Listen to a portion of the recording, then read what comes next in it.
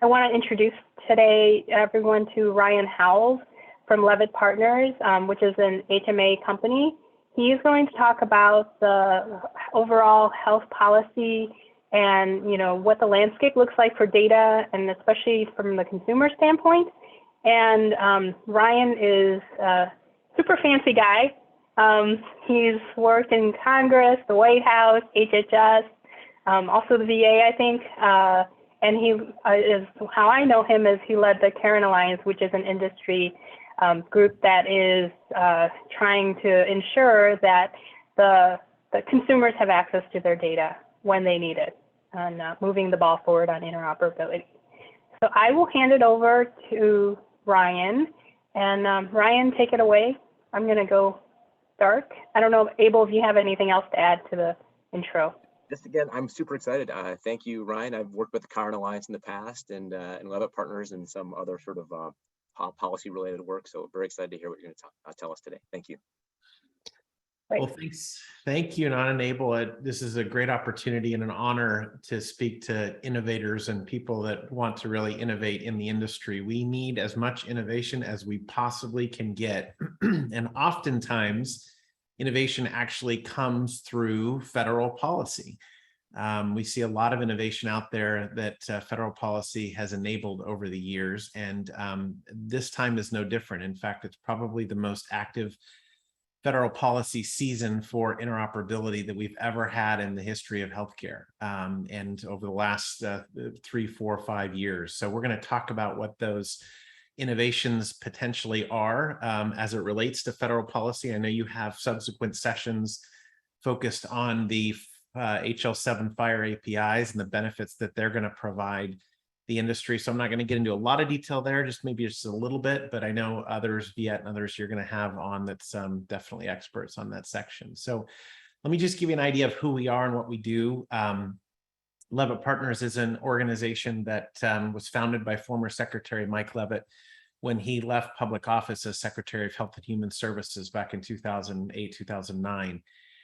As a result of that, we organized this policy group, Levitt Partners specifically, to really focus on the most difficult problems that we have in healthcare. And we find ways where we can work collaboratively with policymakers, as well as with industry and other stakeholders, patients, patient care groups, and caregiver advocates as well, to find solutions to problems. We're unique in the sense that we don't deal in the edges of healthcare policy, whether it's far left or far right. We actually focus on just the mainstream of all kinds of opportunities that are in the healthcare space. Thank you, Nan. Yes, I can multitask, as I'm sure all of you can, to some degree, in terms of understanding when questions come in. So if you have questions at any point during this conversation, throw them in the chat, and I will try to answer them as part of this. I don't want you have to wait till the end. So we focus on consensus-based policy ideas that we will get bipartisan support for in healthcare in DC. One of the ways that we do that is we form alliances to try to solve really difficult issues in healthcare, and they're multi-stakeholder membership-based alliances where we focus on really good writing and developing good, effective federal policy, whether that's legislation or regulation. We find ways to make that happen. We've done that a lot over the years, but we also focus on issues of national importance too, that may not relate to federal policy, but that does involve some type of a convening. So I'll give you 3 quick examples. During the COVID-19 pandemic, we had a situation where the cruise ships weren't able to sail, and CDC actually oversees the cruise ships for certain health-related items, and as a result of that, we created a little panel, got a lot of the major cruise ships around the table, and developed a set of 74 recommendations that they would self-attest to and follow in order for them to actually start cruising again. Interesting side note: cruise lines now, many of them are actually more sterile than even your hospital or your physician's office. The amount of work that they put in to actually help them curb the spread of the COVID-19 virus is pretty phenomenal. And so again, your mileage may vary, but it was kind of an interesting project. We also implemented what's called the Pharmacy Distribution Security Alliance. There was a legislation that we helped get passed in 2013 called the Drug Supply Chain Security Act, which basically tracked drugs from the manufacturer all the way to the dispenser in the pharmacy supply chain through the use of barcodes and other things to help the security of the pharmacy supply chain. We didn't actually know, where the drugs were in the supply chain and where they came from and who manufactured them until we got this law actually passed. And now we're helping the entire pharmacy supply chain implement it. And then we mentioned the QHEN Alliance, which is this group of multi-sector stakeholders with the express desire to get individual patients and consumers more digital access to their healthcare data. It's kind of crazy that in 2023, we cannot get a complete longitudinal health history for clinical health history for ourselves, or longitudinal history of all of the different claims that have been paid over the years for different encounters we've had at the physician offices. We're trying to change that through the use of modern technology, as well as through the use of policies that have been written by legislators and regulators around the country. So let's jump in. The policy landscape is broad. It used to be just ONC and CMS, the Office of National Coordinator and the Centers for Medicare and Medicaid Services. But now we see a lot of other agencies that are chiming in on not only healthcare policy, but policy related to healthcare technology and interoperability.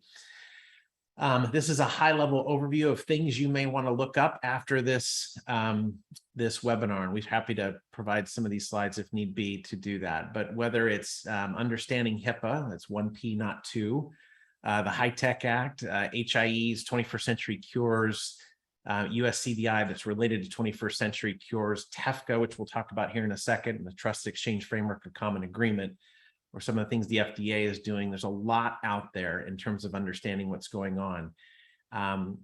Some are more important than others, so we'll talk about some of the more important ones today. But you did want to mention, and there's a whole set of other ones too that are out there. I will say the following, just at a high level. There is never been a time that is more exciting to be in healthcare data than now, today. We have spent a long time trying to get to this point, and now that we're here, we can really start to imagine what a learning healthcare system starts to look like, and true patient engagement. That we've talked about that forever, but it really hasn't happened up until really right now. So let me describe kind of one thing for you in terms of just our fun little diagrams here. One is it's important to understand HIPAA. Most people do, but this idea of data exchange within HIPAA involves really payers, providers, and clearinghouses. That's all it entails, as well as the business associates that work with those entities.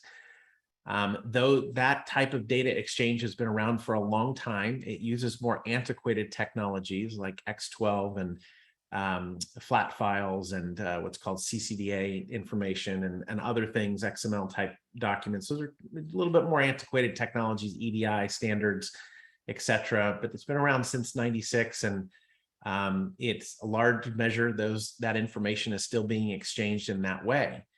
What's unique and what's happening now as a result of some of the things that have occurred in the federal government is we're now moving to more of a modern-based architecture. And the area that we're doing that first is with the consumer.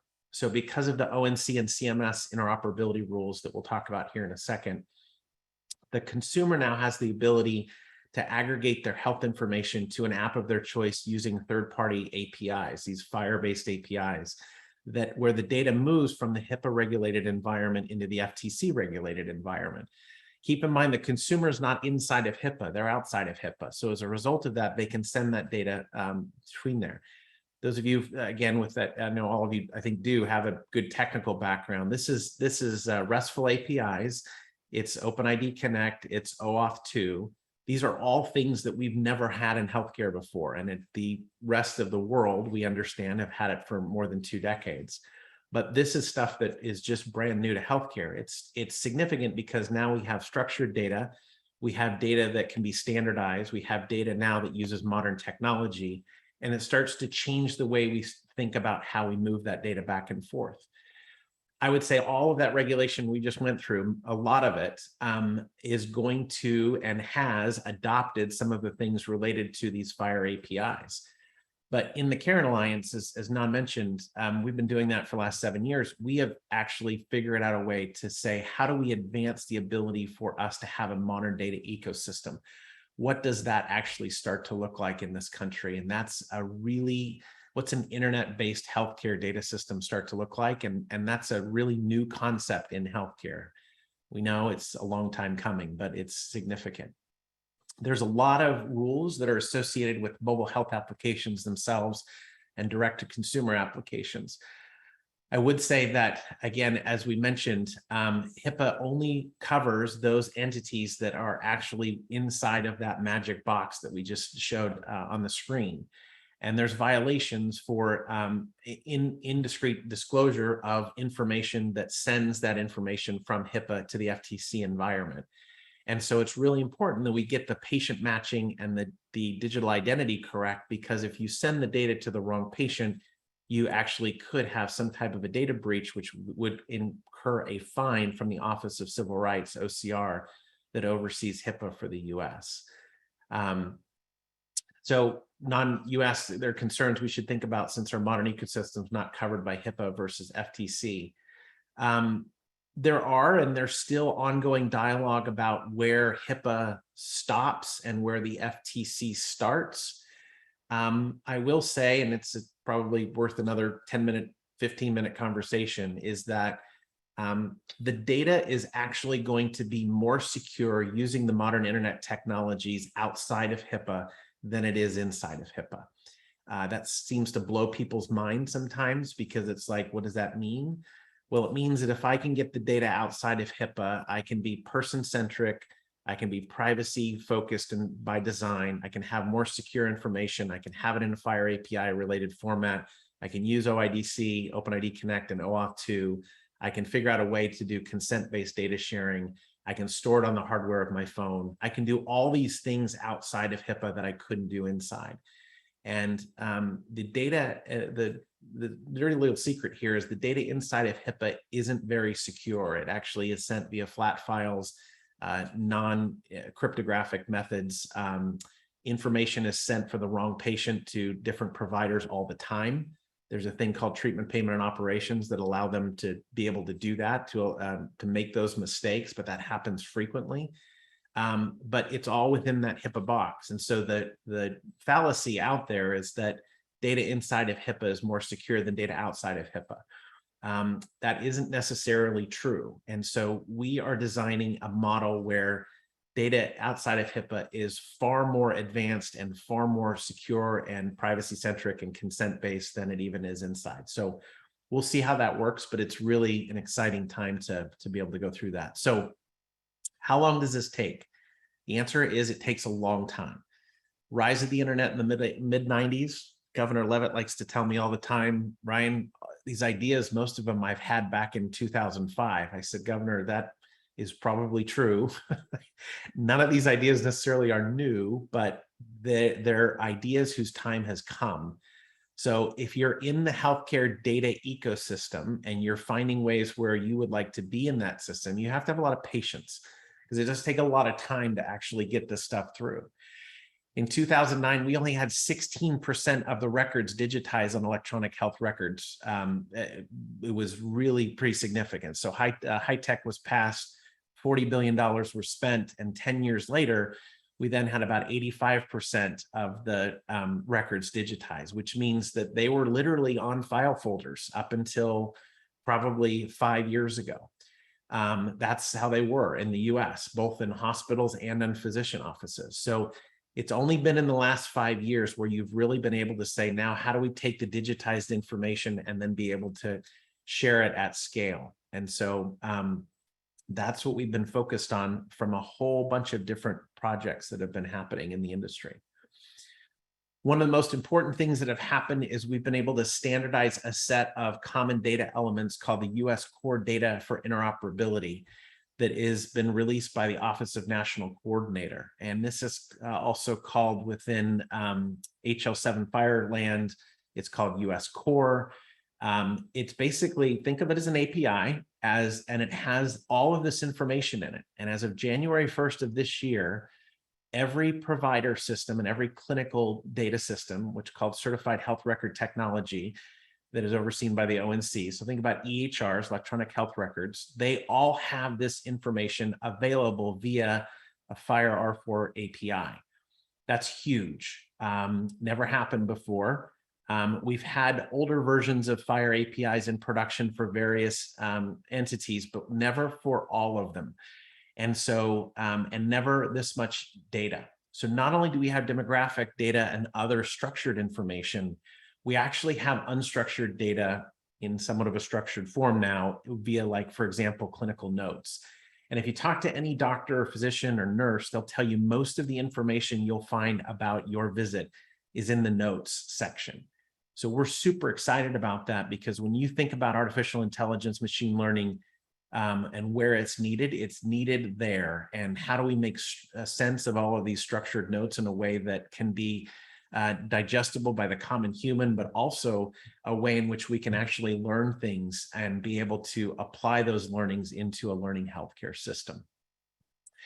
One of the other things you should know about that the 21st Century Cures helped implement is the Trusted Exchange Framework or Common Agreement, called TEFCA. Think of it like an on-ramp for interoperability in the United States. It's a way in which an entity, let's say it's a consumer app or a provider or others, can essentially come into this voluntary environment, and they can be able to access data from anywhere in the country. So all kinds of things in order to make that happen. There's a proposed, what they call common agreement. Think of it like a legal agreement that's associated with this. There's also a technical framework for how this operates through these things called Qualified Health Information Networks, or QHENs. But essentially, at a very high level, how it works is you as an entity, let's say you're a provider or a consumer-facing app or others, you'll be able to access the data through a QHEN of your choice. And you'll say, I need data on non-McDonald. Can you just go get me all the data from non-McDonald, wherever it sits anywhere in the country, in any provider system? And that QHEN will ping other QHENs and pull that information back. And then the provider who's seeing non will be able to have a longitudinal, theoretically, have a longitudinal health record for non really forever, and as long as it's been digitized back to 2009, 2010 timeframe. That is the goal of this. There's legal requirements associated with that. There's probably going to be about 12 or so QHENs that are around the country, but it essentially pings these and finds that information and pulls it back. We'll see how it works. It's at least initially going to work for some of those antiquated data elements that we have, like CCDA and other things. In the future, it's going to work with FHIR. And so we'll see how this actually operates at scale. Should be fun to watch. You should also, QHENs come online. So in Q1 of this year, ONC is going to select a series of QHENs that from the applications that have been given. They announced in December that there's about 12 or so that have been applied. There may be more now. And they're going to make through a selection process, going to select those QHENs. I think there's going to be an announcement here in Q1. Once that announcement is made and they sign the agreement, they have 12 months to go live. So you can watch your calendars and look 12 months in advance, and then they should be, they're actually legally required to come online within those 12 months. Good question. Office of Civil Rights oversees HIPAA in the United States. And so, but it also oversees, for example, substance use information data and how that actually gets exchanged with another federal entity called SAMHSA. But watch what they do, because when you think of privacy, you should think about this agency, and they've done a lot of work in terms of understanding how privacy operates. Another interesting group is the Federal Trade Commission. In healthcare, we don't typically worry about the Federal Trade Commission because we've only worried about CMS, HHS, and HIPAA. but Federal Trade Commission is going to become much more important in the future for healthcare in the United States, because data is going to move between, as I mentioned before, HIPAA and this FTC regulated space, because the consumer is now going to be involved in it. So let me give you another example. You've heard of social determinants of health, probably SDOH or social needs, social care type data. That data actually all rests in the FTC space. It doesn't rest inside of HIPAA for the most part. All of that information on a community-based organization, all that information is actually in the FTC space. So we need to think about how the FTC is actually governing data, because that information is going to be good to know, because now with healthcare data, it's going to move back and forth between those two regulated environments. The other thing to keep in mind is there's another, we don't have it in this deck, but there is another draft privacy law that's been going through Congress for the last couple of years, ADPPA, that we'll see how that operates. But if it gets passed, the FTC will be one of the key agencies that actually implement that privacy law. And so we'll see how that operates. But what that means is, it means that we're going to have to learn how to share data between regulated environments within healthcare. We've never had to do that before. It's tough. It's hard to do. And it's somewhat worrisome for folks, but it's also exciting for others. It depends on where you sit. And so, as I mentioned to you before, we can really start to, because it's moving into this consumer environment, start to be able to secure the data better than we have previously. CMS has done a lot of rulemaking on interoperability and data exchange. I'm going to talk about that in a second. In fact, they have a new office as of the last administration called the Office of Burden Reduction and Health Informatics, that is focusing on data and interoperability for providers and health plans around the country. So now we have an office within CMS that actually oversees this for CMS payers and providers. And then we also have the Office of National Coordinator, who oversees data exchange for the electronic health record vendors who are covered under high tech. So EHRs and providers and payers now, with CMS and ONC working together, they have an opportunity to then be able to develop federal policy to oversee that entire healthcare ecosystem. So they have done a good amount of work on interoperability overall. They released a rule a few years ago in 2020 and 2018, actually, when it was issued, where, 2019 is when it was issued. They issued this rule, CMS Interoperability and Patient Access Final Rule, where what it did is it required all CMS payers, that's not all the health plans in the United States, but it's all the CMS plan, the CMS oversees. The main one that gets excluded is if you have commercial health insurance, what's called ERISA type insurance. If you have that insurance, you weren't covered by this rule.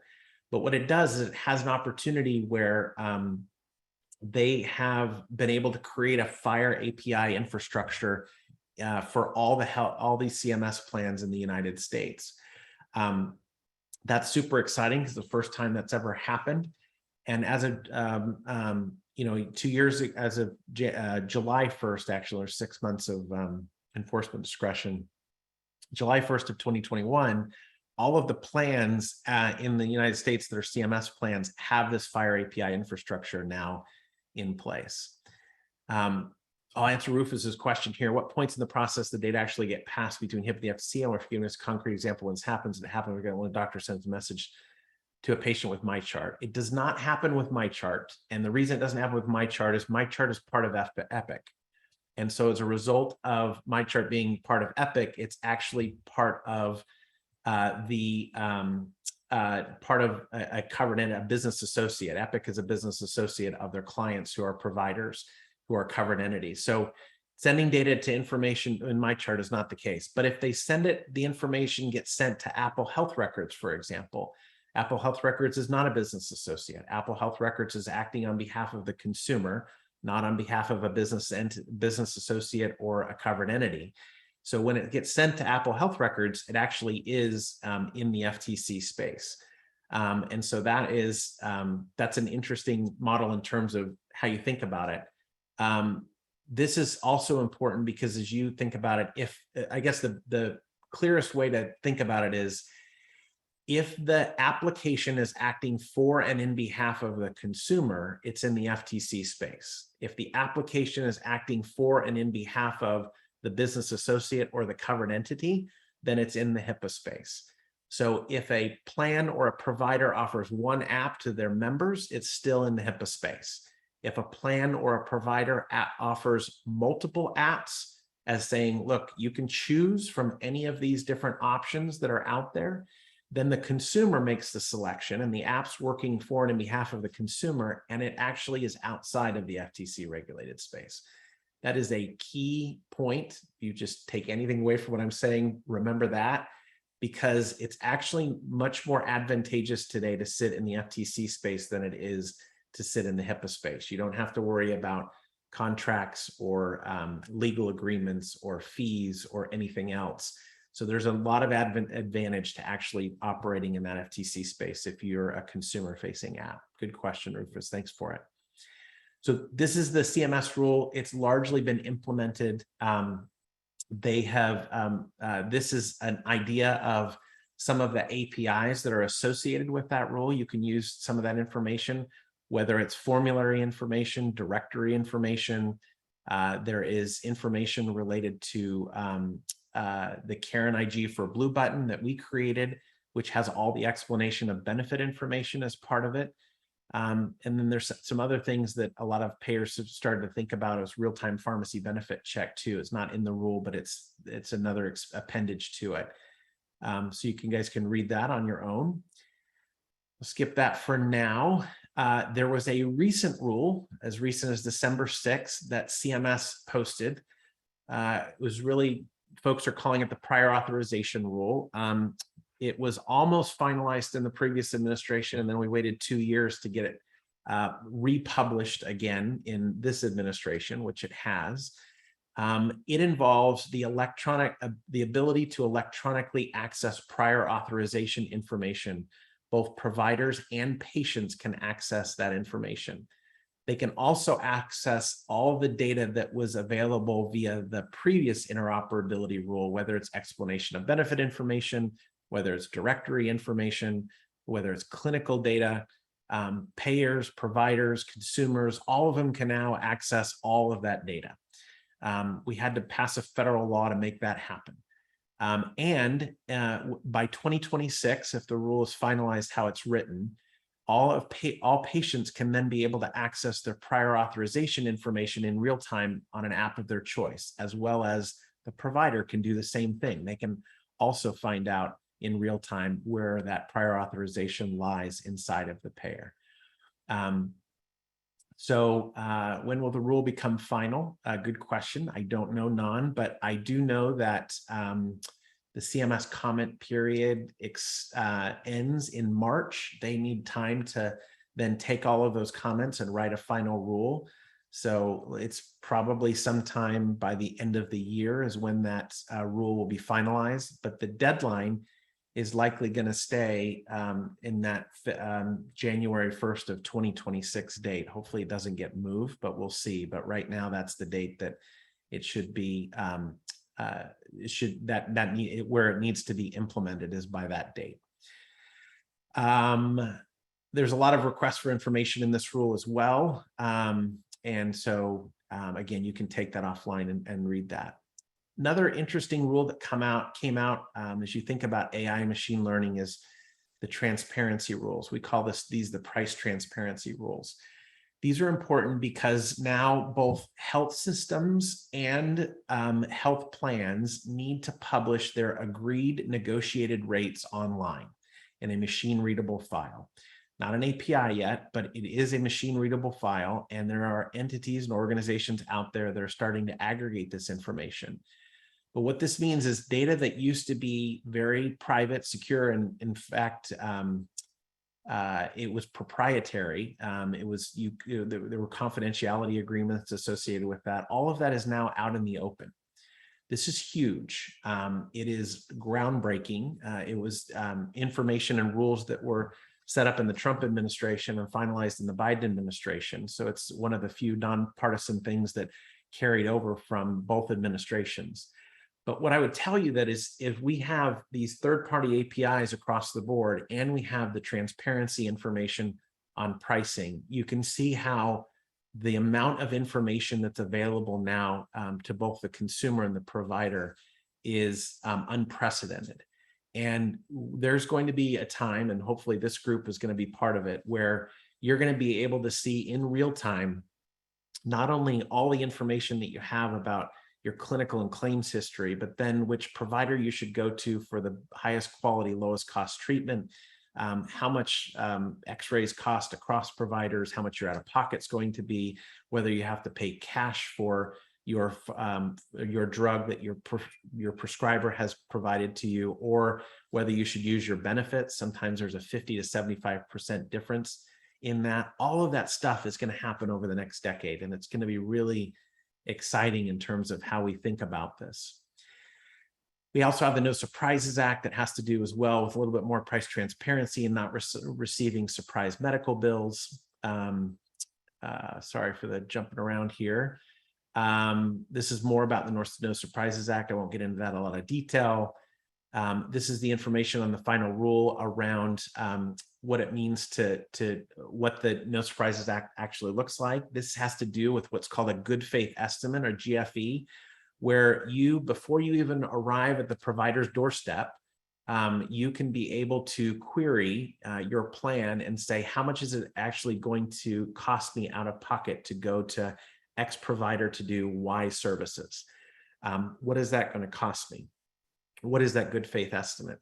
And you could potentially shop around for different providers that are in your network to see which one has the lowest out-of-pocket costs associated with that. There's also some negotiation paradigms that are associated with that too. And there's dispute resolution for some of the stuff related to no surprises. So really exciting opportunity to be in healthcare because of all of these amazing rules that have come out in terms of transparency. That's really the key underlining theme of all of these rules, is transparency and interoperability.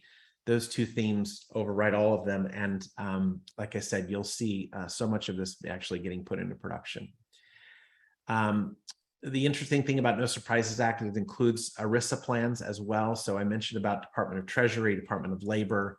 This is what's called a Triagency Rule, which means that not only the CMS plans are covered by this, but also the ERISA plans. So if you have commercial insurance through your employer, you also would get the benefit of the fact that you'll be able to see some of these transparent prices yourself.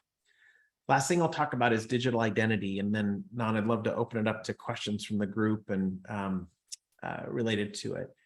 None of this actually works at scale unless we have not only a FHIR API infrastructure that allows for the data to get moved, but we also have a digital identity consent-based infrastructure as well.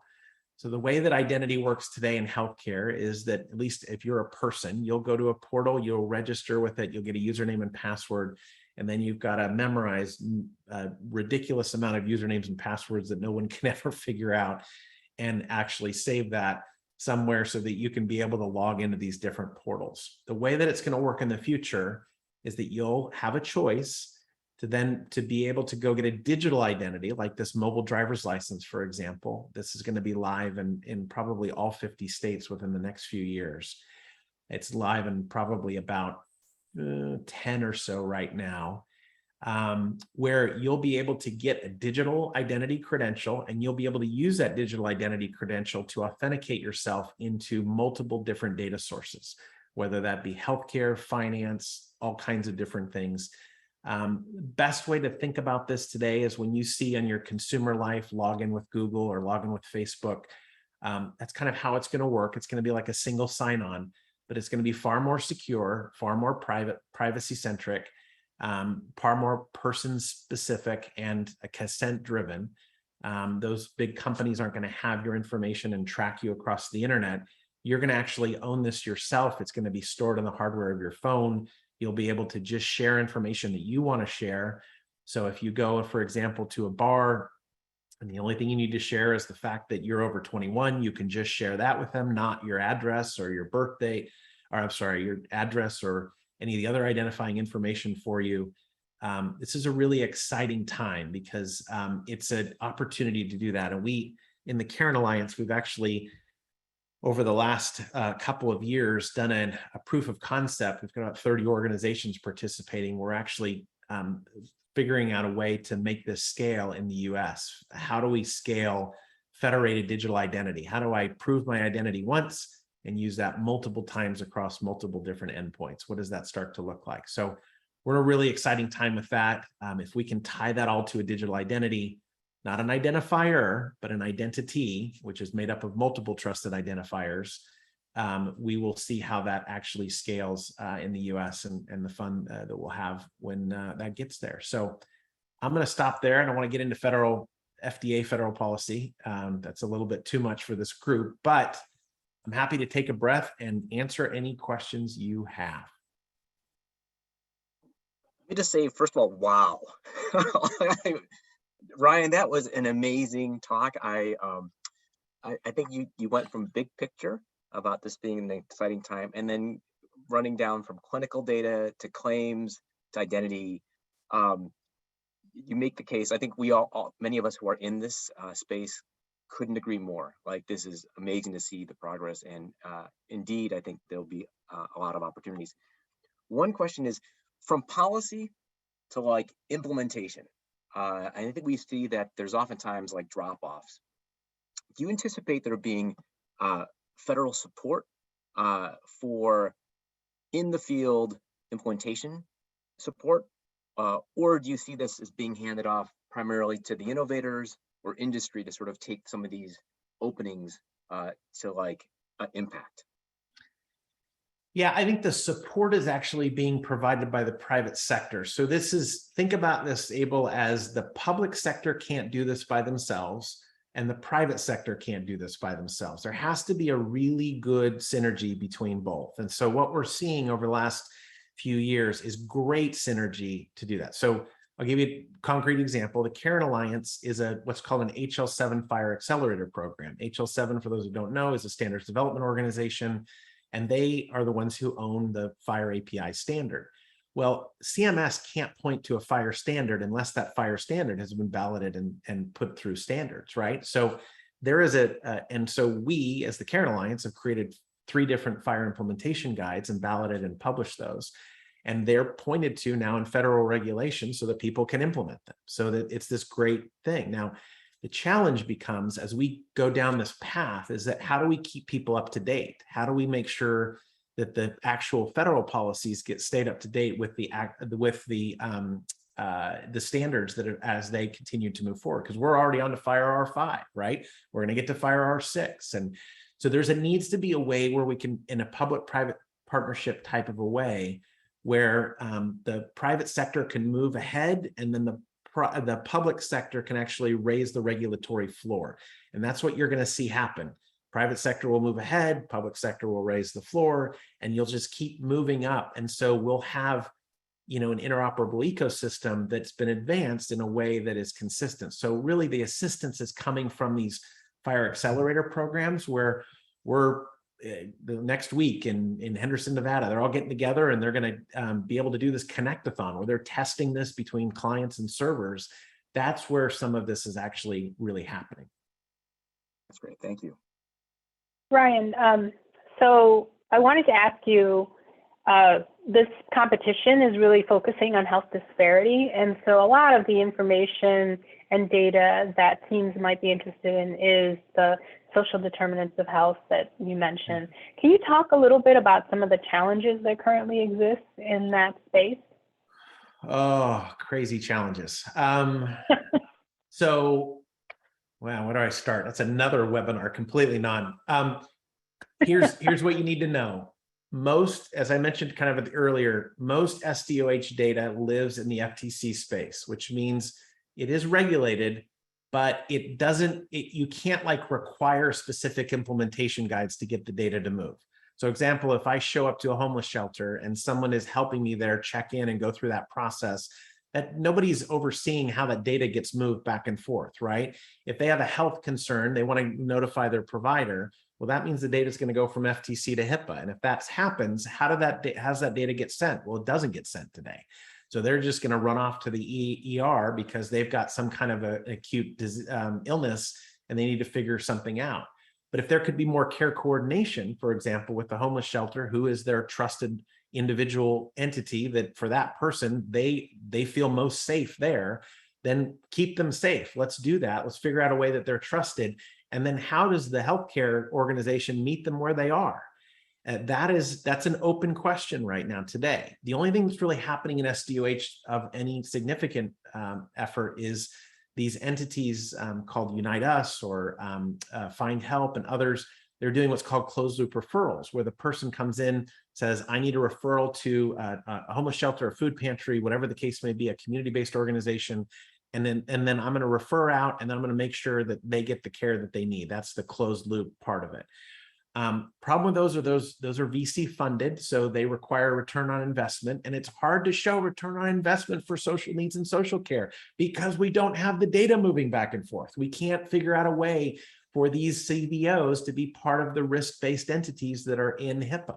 So you can't say to yourself, look, if I'm a provider, I'm going to take on risk, fully risk for population and include social needs and social care. How do I know what's happening at these community-based organizations that I've referred my patient to? I don't know. I don't have the data. I can't tell you that. So the CBOs don't have the ability to take on that risk, and meaning more money for CBOs, right? You could have an ability to do that because we don't have the data moving back and forth. So the actuarial folks at CMMI can't figure that out. So how do we figure out a way to make that happen? How do we get, it's the same, by the way, it's the same problem telehealth has today. Telehealth is still this weird thing over here that's kind of going on. It's not even integrated on the FHIR API side. So let's integrate it with core healthcare and let's make it part of healthcare. Let's make social needs and social care part of the overall health and well-being of the person. It's going to take some time. And that is one really area, the nascent area, that it needs a lot of help right now. So Jacob Rich, you have a question. Can you go ahead and unmute? Sure. Yeah. Thank you, Ryan. That presentation was wonderful.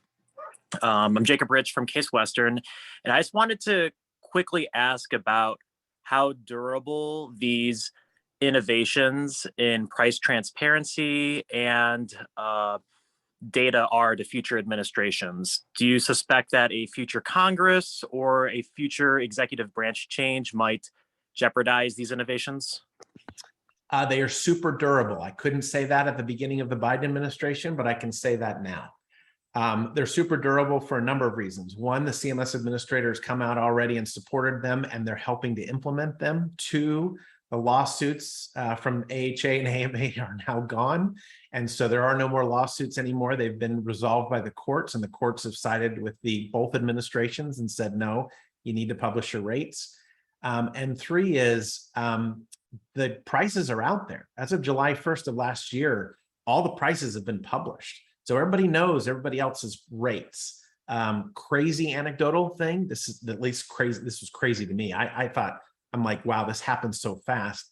In the first 30 days after July 1st, I live in Athens, Georgia. Here in Georgia, which anyway, it's a fee-for-service, crazyville state, is they had a situation where they got term letters from their payers because the hospital system wasn't the lowest negotiated commercial rate in their region. So the payers in the first 30 days actually downloaded the data, sent these term letters to the health systems, and basically said, you've been lying to us for years. You said we were the highest rate. Now we're not. What's wrong? You're going to get termed if we don't get to the lowest regional rate. My point is, that's where it's going to start. Where it's going to continue is on the patient side. We're doing another project called Project Clarity, where we're going to try to make sense of all these bundled payments to the average consumer, so the consumer can shop apples to apples across the board. So long-winded way of saying, Jacob, super durable. I don't see that going away at all. Most health plans want to get out of the health plan business anyway. You can see this with all the acquisitions that they're doing right now. And so what you're going to see over time is you're going to see a much more transparent ecosystem. And by the way, the first place you're going to see that is in the hospital sector. And you're already seeing that this past year. You're going to see that more, and you're probably going to see a lot of hospitals close. If you see that, it's actually a direct result of some of these policies that are out there. And now we have to start to rethink, what does it mean that someone goes into a hospital? Can they be seen at home instead? Can they be seen at another outpatient facility? And hospitals are starting to think about that too, but that's the first real reinvention of our health system that we've had in quite some time. Does that help, Jacob? Yeah, that definitely helps. You mentioned that the AMA first opposed this, right? Do you mean the American Medical Association? And if you do, why would they oppose such a reform? I'm very curious about that. I can't speak for the AMA, and I don't want to speak for the AMA, but I will speak in general that most large associations usually have to cater to the lowest common denominator. And so while some folks in the AMA or the AHA were very supportive of the price transparency rules, in fact, there were hospitals systems that were very supportive of the transparency rules. Not all of them were. And so if that's the case, they usually have to come out and go against it. And Non knows this, being in the Blue Cross Blue Shield Association, you have to accommodate for all of your members, not just a subsection of them. And so I wouldn't view that as kind of strong opposition. I'd view that more as, we probably need to oppose this because folks aren't all on board with this. But that stuff, like I said, mostly is now gone away.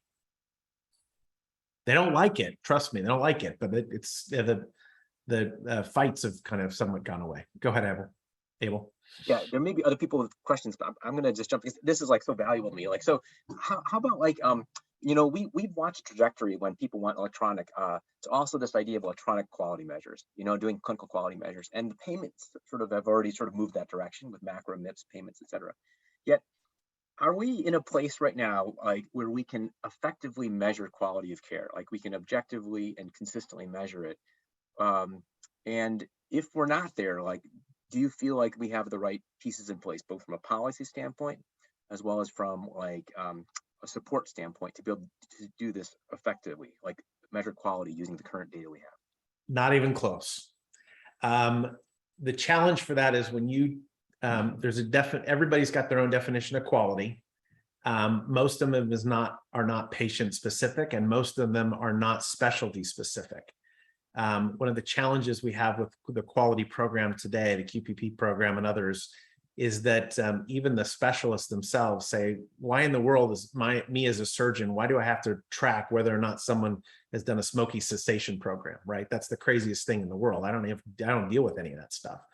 So how do the specialty societies play a bigger role in understanding quality? The specialty societies know what quality is. They have these big registries where they can tell you, you know, for this specific surgery, for example, American College of Surgeons done a great job of this. For this specific surgery, I know exactly the procedures you need to follow to get the best outcome because I got all the data, right? So why don't you measure me on that? Measure all surgeons on that, because the peers will grade themselves and say this is the best outcome. I think that's problem number one. Problem number two is none of the data is digitized. So the HEDIS measure and everything, it's all paper-based. Non knows this, being at the association. It's a nightmare. It's a complete nightmare. And there's reasons for that. They're not good reasons. I won't say it on a recorded call, but the point is it's moving toward digital quality measures, and they're getting there slowly, but they're only going to digitize the old paper-based measures that don't work. And so now we have to start saying to ourselves, what is actually the information? What is the quality measures we need to track that will work? And we're not going to know that until we start to get this FHIR API information out and running. And then we'll be able to say, now I know what surgery non needs and the process we need to follow to get the best outcome. One quick anecdote, and some people know this already. Walmart isn't waiting, like big employers aren't waiting for this. They have a program called Centers of Excellence. You can Google it. It's phenomenal. Basically what it says is Walmart's across the whole country, 1.5 million employees. They figured, wait a minute, what if we did this? What if we took like one of the most expensive procedures, back surgery, and we decided to say, who's the best quality outcomes for cost and quality in the whole country? They identified a dozen or so entities that were the best. They weren't the cheapest, by the way, but they yielded the best outcomes. They put people in limousines, Abel, and they drove them to the airport. They put them on a flight to go to whatever, Mayo Clinic.